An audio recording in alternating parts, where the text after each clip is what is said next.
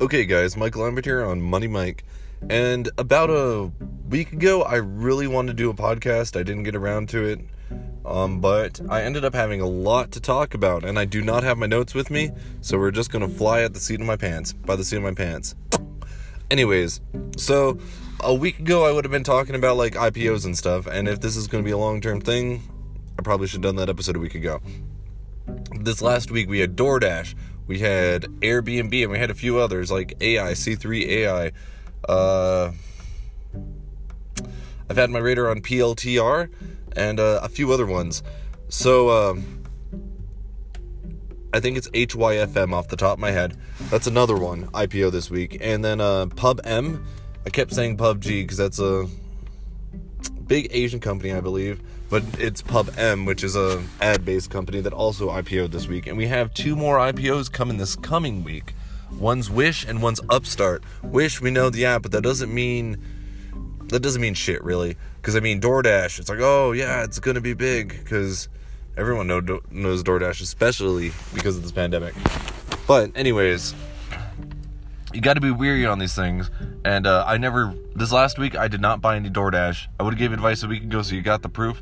It was marked neutral on MarketWatch and a few other places. Airbnb was marked as buy, but when it's originally I was expecting to be in like the high 50 range, but all these IPOs doubled this week.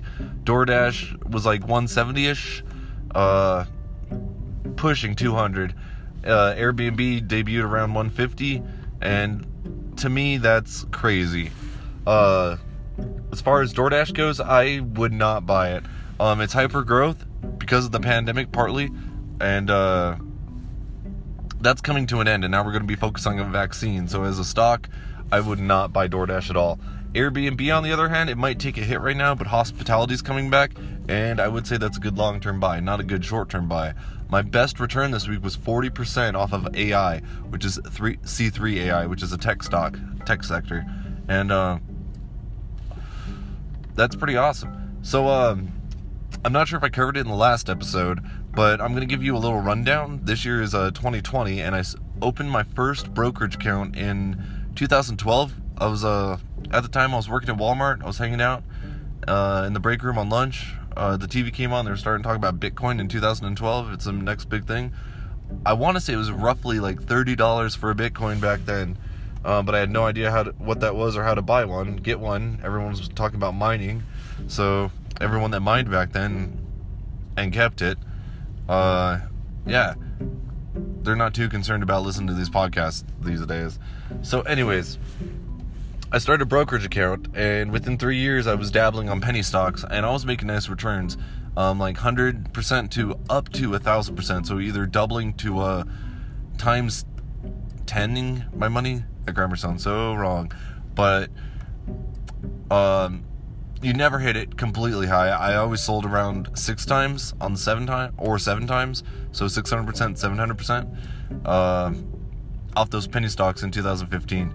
And most of the time I just doubled and sometimes tripled. Like I sold it instantly, put it down on like Monday, Tuesday, and then by Thursday, Friday, boom, sell it.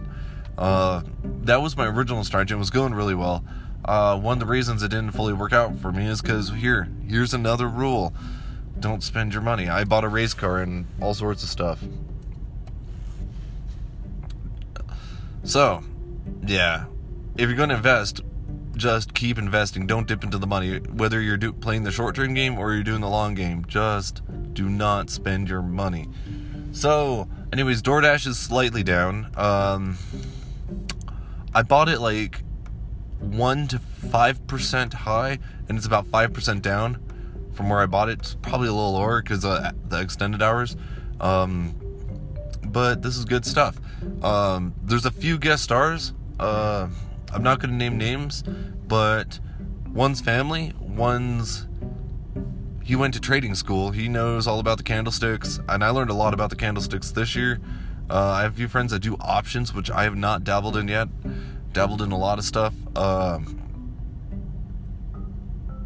little bit of margin trading here, but I've never done the puts, calls, and all that stuff.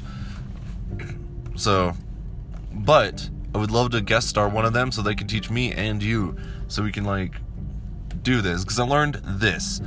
You'll never get rich working a normal job, 9 to 5s.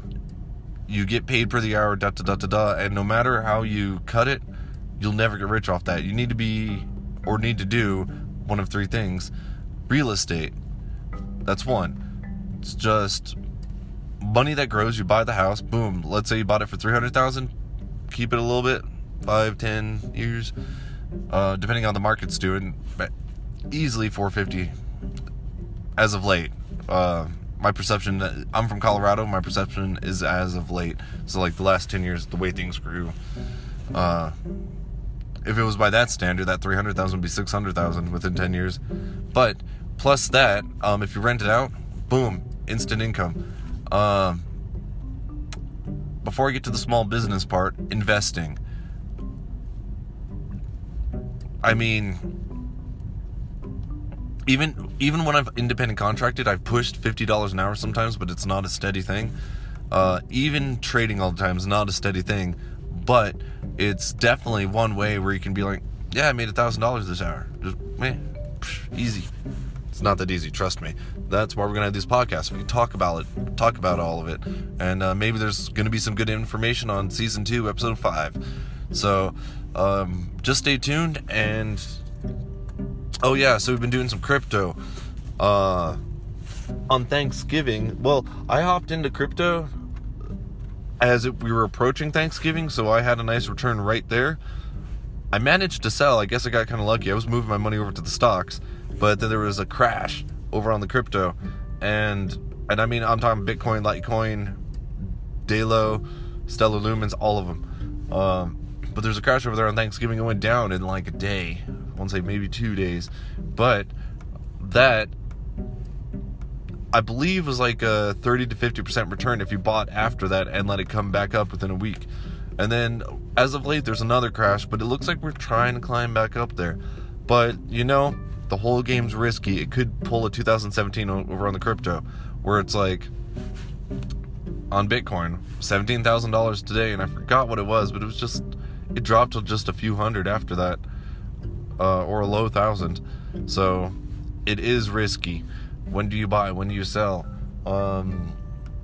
Recently, I'm probably going to say it wrong. I've been learning about Bollinger Lines, and that really helps you, because if it does, especially for day trading, and I mean, it can help long term, but it's my cousin taught me. I hope he can guest star one of these episodes, or he gave me the basic rundown. But I mean, there's a lot of information to learn in every area on the market. But if the Bollinger Lines like pull apart from each other, I don't even know which of the lines they're named. There's a lot to it, but they pull away from each other, especially if you're like looking at it by the second or the minute. Something's about to happen. It's either going to drop hard, or it's going to go heavy, or it's going to go up hard. My cousin actually like had a double his money return in the last 2 weeks off of FPay, FPAY. He was just looking. He's on TD Ameritrade, which automatically lets you do extended hours. So he was watching it, and it was pulling apart, and he's like, okay, it's been dropping. I think it's going to go hard. He tossed down a bunch of money, and bam, doubled it. So, yeah, I hope we can bring these people on to guest star. And the last of the three, because I said real estate, investing, the last would be business owner. And my whole business structure is monetization. But, I mean, you can be doing construction. I met a buddy that was making, quote unquote, $2,000 a day, but I mean, you got business expenses. You have your helpers that you got to pay too. Like, oh yeah, here's your $200. So he didn't.